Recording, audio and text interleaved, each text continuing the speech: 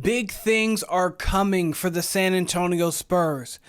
Two ESPN analysts break down what the offseason possibilities, what's on the horizon for the San Antonio Spurs, and we are going to break it down here on Spurs Digest with your host, Keenan Warner. And if you guys haven't yet, make sure you guys take a spur of the moment to get every Spurs moment by hitting that subscribe button so you don't miss all the great content we have coming for you. But one thing, Bill Belichick said this best, and the one thing is, though we're not in the playoffs, we're just ahead of other teams for offseason and next season. That was the one thing he always said after a championship. We're just behind everybody else for next season. Always that forward mentality, and that's what we got to have. And an ESPN Plus article highlighting why the NBA's 10 lottery-bound teams have reasons for hope. Obviously, we're one of those teams in the lottery, and we're obviously one of those teams who should have massive hope, maybe more than anybody else. But last month, Tim Bontemps ranked the Spurs as the best rebuilding situation, and for good reason. Of course, we have Victor Wembanyama, who took steps forward this year from his rookie year and even played at a higher level, and he's only going to ascend from this year and in his career because he is so young and so talented. He was going to be an All-NBA member, of course. He was going to be the Defensive Player of the Year. Now it's looking like maybe Evan Mobley, Draymond Green. I know people are voting for Zubac, Dyson Daniels. There's people, but we knew it was going to be Wemby. It was Wemby's award to lose, and he wasn't going to lose it. But obviously, if he returns to full strength next season, which looks like there's a good chance of that happening, I spoke on an earlier video. He said that he is not ahead nor behind schedule. He is right on time with schedule, and I know the schedule was looking like he was going to be able to play in the Eurobasket tournament. I hope that he's able to do such a thing because I think that'll be good to get him back in his rhythm, but the San Antonio Spurs are in a great position. So do a few of his teammates, notably Stephon Castle, likely the Rookie of the Year. He's like minus 1,500, minus 2,000 to bet him right now. He should win it. And obviously, we've got De'Aaron Fox. We've got the Big Three nucleus, who offers Wemby a prime pick-and-roll partner for years to come, pick-and-roll and pick-and-pop with the way Wemby can shoot it. But there's a reason Fox requested a trade to a team ranked below his Sacramento Kings in the standings. He knew the Spurs looked like the NBA's brightest young team on the rise. I mean, how could we not?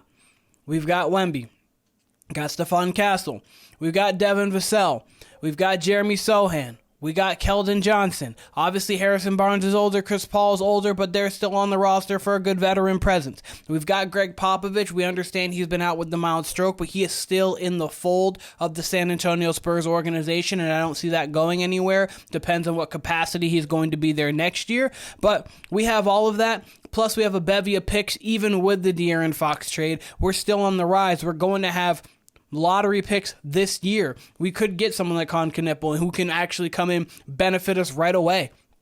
Obviously, we don't know how high we could get up. We could get up to the top 5, top 3. It's the lottery. It's not like it's the NFL draft where you get slotted based off your record. But the state of the roster right now, let's focus in on the long-term prospects. Obviously, it's Wemby, Fox, Vassell, and Castle. That's your big four right now. Vassell could be a trade piece coming forward depending on what we do with Kevin Durant. Obviously, there's been high speculation there. We're one of the favorites to land them up there with Miami and the Golden State Warriors. I think we're top 3 according to one. Was it Shams? Maybe Shams. But obviously Fox is eligible to extend, and he's already talked about extending. He wants that extension. He wants that to get done this summer, and I think they're going to get it done this summer. But we traded for 4 firsts to acquire Fox, but they weren't pivotal firsts. We still have the Hawks first in 2025. I believe we still have the Hawks first in 2027. We've got a pick swap with Dallas in 2030, which is obviously 5 years away, but that's something to highlight with them not having Luka now. AD is going to be 36 at that time. Kyrie is going to be 37. Klay Thompson's going to be 36.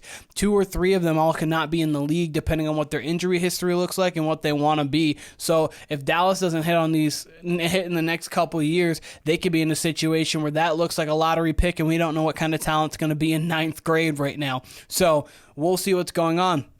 But they have rights to swap with Atlanta in 26, and they do have the Hawks pick in 2027. So they have 6 firsts in the next 8 years and multiple picks swaps in 7 second-round picks. So we've got a bevy of picks. The picks were not really a big deal for us.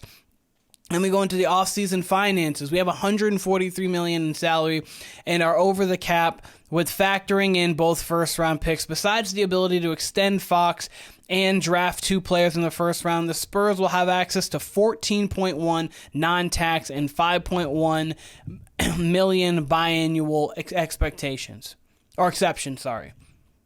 We've got money. We've got plenty of money. We're not worried about it. We're not paying many people.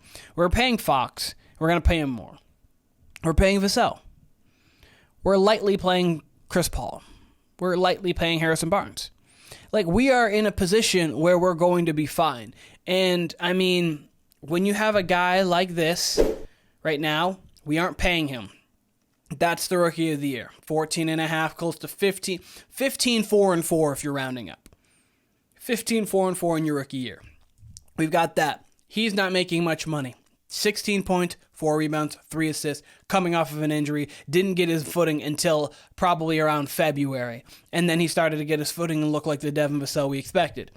This guy, De'Aaron Fox, 23, 5, and 6, going to be getting his money. And then there's this guy, 24, 11, 4, and 4. That is our big four, and that's what we have to look forward to for this team and for this season. Like, how are we not in a position that's so advantageous? Which is why big things are coming. We have off-season moves to make. We can go big, and we could obviously go big fish hunting. You can go Giannis maybe talking about with the way their season could possibly end. Obviously, there's Kevin Durant talks out there. There are talks for people who you could get. And then there's obviously the Cam Johnson who would fit with this roster perfectly. You could draft Khan if he's at the position where we can, who would fit this team perfectly. If you want to move off of a sell and get a guy like a Mikal Bridges type, not him specifically, but that 3-and-D more so guy who could fit along, that could be something you do there too. There are going to be people in free agency who want to play with Wemby, who we have the money to go get. We're just in such a position where the world wants to play with us. We don't need to go try to reach out to the world. People will come calling. We obviously saw what De'Aaron Fox wanted. De'Aaron Fox saw this situation and wanted to be here. Chris Paul could have been in any situation. The Lakers could have asked for him to be, okay, let's be a backup to Austin Reeves and LeBron James. This obviously they didn't have Luka at this time, so let's run the pick and roll with AD. All these championship teams, the Bucks back up Lillard, so if Lillard goes down, because he's obviously had an injury history, you have a point guard there. He wanted to come to San Antonio. Why? Because we have such a great nucleus, and he knew he could be a part of something great. But the top front office priority, new contract for Fox.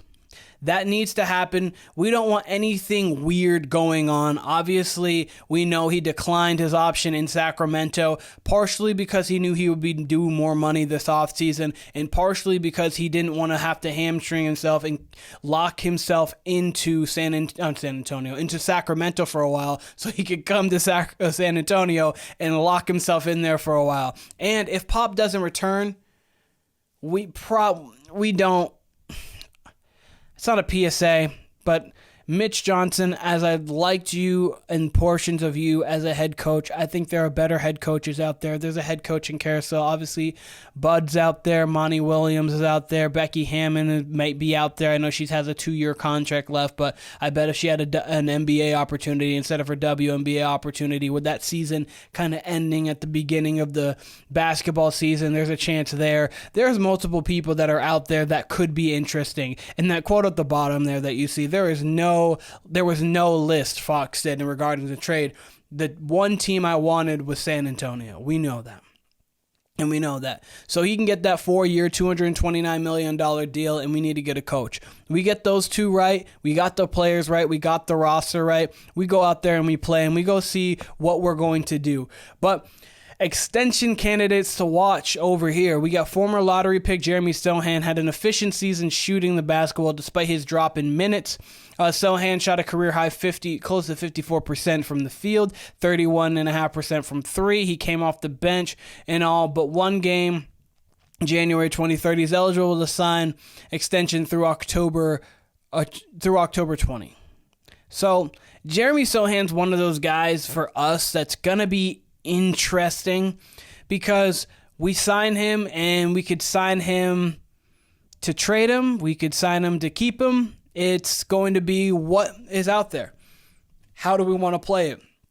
We need shooting. That's one thing that the Spurs are going to need moving forward is shooting. And could we flip Jeremy Sochan for that shooting? I don't know. But we're going to see what the San Antonios are going to be this offseason, and we've got so many moves. The lottery's coming up when we get the picks that we're slotted for, and we'll figure out how it goes from there. Obviously, with the Bulls being in the play-in right now, if the Miami Heat are able to beat them, or if the Atlanta Hawks are able to beat them, then we're in a situation where we get the Bulls pick.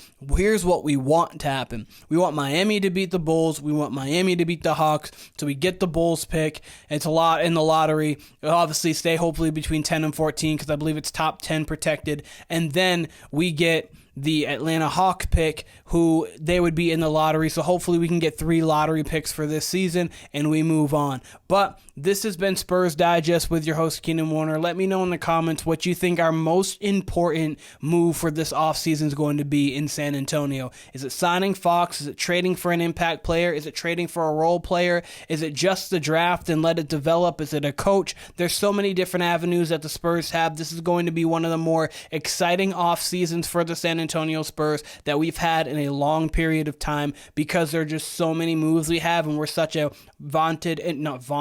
we're such a wanted destination. We're going to be a vaunted team, but a wanted destination. But let me know in the comments what you guys think about all of that. This has been Spurs Digest with your host, Keenan Warner. I appreciate all of you guys, and I'll be seeing all of you guys very soon.